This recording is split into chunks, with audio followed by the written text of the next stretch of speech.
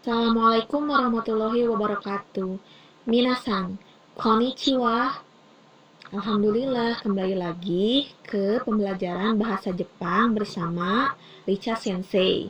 Tetapi sebelum pembelajaran dimulai, Sensei ingin mengucapkan Indonesia no 75 no Dokuritsu Kinanbi Omedetou Gozaimasu, atau sama dengan selamat Hari Raya Kemerdekaan Indonesia yang ke-75. Nah, kira-kira kemarin kalian habis apa aja nih di rumah ketika libur 17 Agustusan? Kali ini kita akan membahas atau memperdalam huruf atau aksara hiragana. Nah, sudah tahu kan bahwa dalam bahasa Jepang itu ada 3 aksara, yaitu kanji, hiragana, dan katakana. Tapi untuk pertemuan kali ini kita akan belajar bagaimana menuliskan huruf atau aksara hiragana. Oke, hajime masu. Perlu kalian tahu, hiragana itu dibagi menjadi 3 kelompok, yaitu yang pertama hiragana standar atau seion, dan yang kedua hiragana dakwon, dan yang ketiga adalah hiragana yon. Nah, di sini kita akan membahas satu persatu semua ciri-ciri dari aksara hiragana yang ketiga jenis ini. Jadi, perhatikan ya. Nah, sekarang kita lihat hiragana standar atau seion. Di sini hiragana itu dibuat oleh orang Jepang asli. Jadi, digunakan untuk mengungkapkan bahasa-bahasa Jepang. Nah, secara standar aksara hiragana terdiri dari huruf bunyi vokal, yaitu A, I, U, E, O, dan huruf yang merupakan konsonan yang digabung dengan vokal, yaitu ada 40 huruf. Selain itu juga, hiragana juga memiliki satu huruf mati, yaitu en. Tapi biasanya bunyinya adalah eng. Nah, seperti itu. Bisa kita lihat di sini untuk huruf hiragana standarnya. A, K, Sa, Ta, Na, Ha, Ma, Ya, Ra, Wa. Nah, kalian bisa lihat di sini. Lalu, kita pindah ke contoh. Contohnya adalah watashi. Watashi, saya. Wa, kita lihat. Ini huruf wa, kita turunkan. Lalu, ta, kita cari, oke. Kita menemukan ta, lalu kita turunkan kembali. Sekarang shi. Nah, ini. Lalu kita tulis di sini. Jadi, secara huruf atau aksara hiragana, watashi berbentuk seperti ini tulisannya.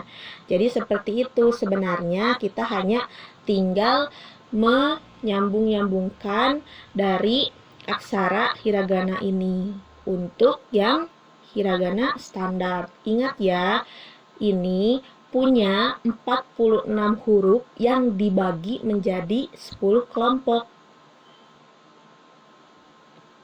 Baik, kita lanjut ke hiragana dakwon atau hiragana yang kedua. Nah, kalau bunyi huruf ini adalah huruf hiragana dasar dengan menambahkan tanda tenten. Apa sih sensei tanda tenten itu? Tanda tenten itu adalah titik 2 yang diletakkan di sebelah kanan atas huruf hiragana dasar.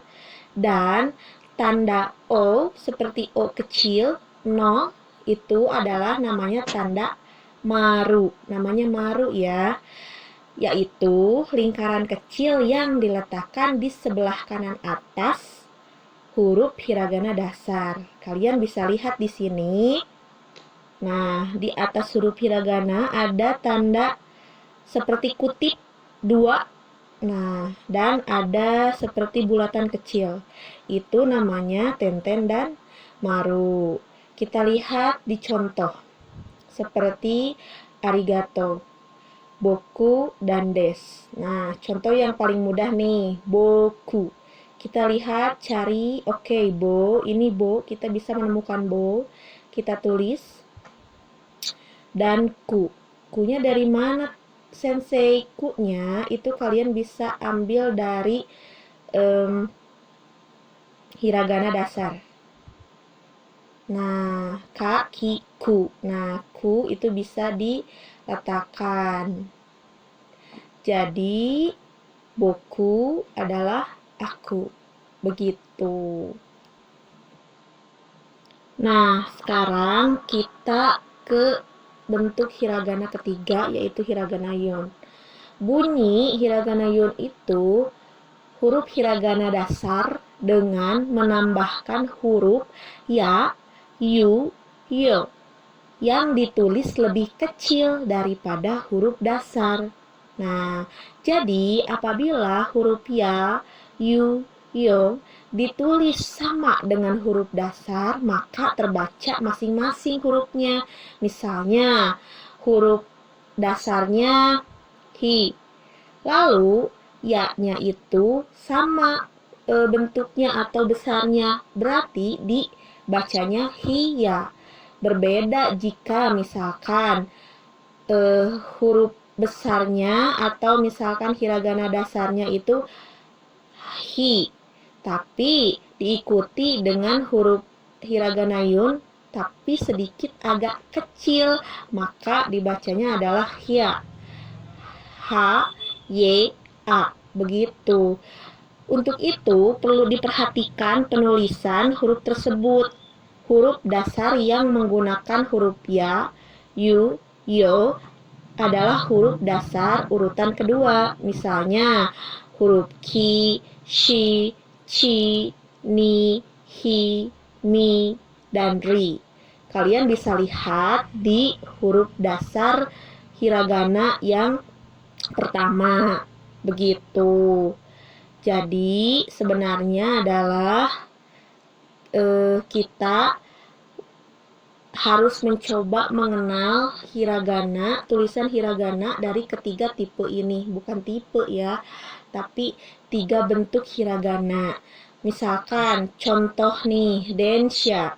Di sana kalian bisa melihat den itu berarti kamu bisa lihat di hiragana yang kedua, D.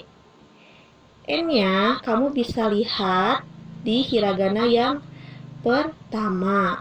Lalu sha-nya itu kamu bisa ambil dari yun. Jadi di sana sebenarnya adalah persatuan dari 3 bentuk huruf hiragana. Maka dari itu untuk bisa mengucapkan atau memahami hiragana tidak hanya romaji saja. Jadi sensei ingin kita sama-sama belajar untuk memahami tulisan hiragana. Jadi ketika melihat aksara hiragana, kalian sudah bisa membacanya dengan romaji dan bisa mengartikan dengan memakai bahasa Indonesia. Begitu.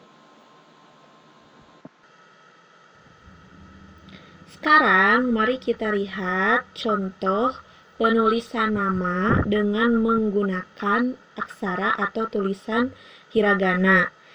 Sensei akan contohkan dengan nama sensei sendiri. Kalian bisa lihat di sini Richa, berarti terdapat 2 huruf yang terpisah. Nah, ri di sana kalian bisa lihat dan mencarinya di huruf hiragana yang pertama, ri. Tuliskan di sini, lalu setelah itu ca. Karena di huruf hiragana standar kelompok ca itu tidak ada, maka kita harus melihat ke kelompok yang lain. Dan ternyata ada di kelompok terakhir, ca. Nah, maka dari itu ri ditambah dengan Rica yang ada di kelompok hiragana terakhir. Maka penulisan nama Rica dalam bentuk huruf hiragana adalah seperti ini, teman-teman.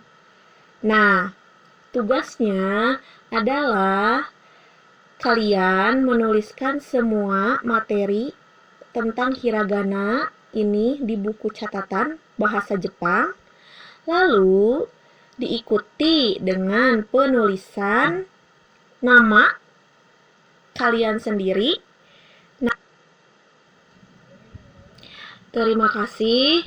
Semoga kita segera bisa bertemu di kelas dan belajar langsung bagaimana menuliskan huruf hiragana bersama-sama. Terima kasih atas perhatiannya. Sensei tunggu tugasnya tetap disubmit di classroom.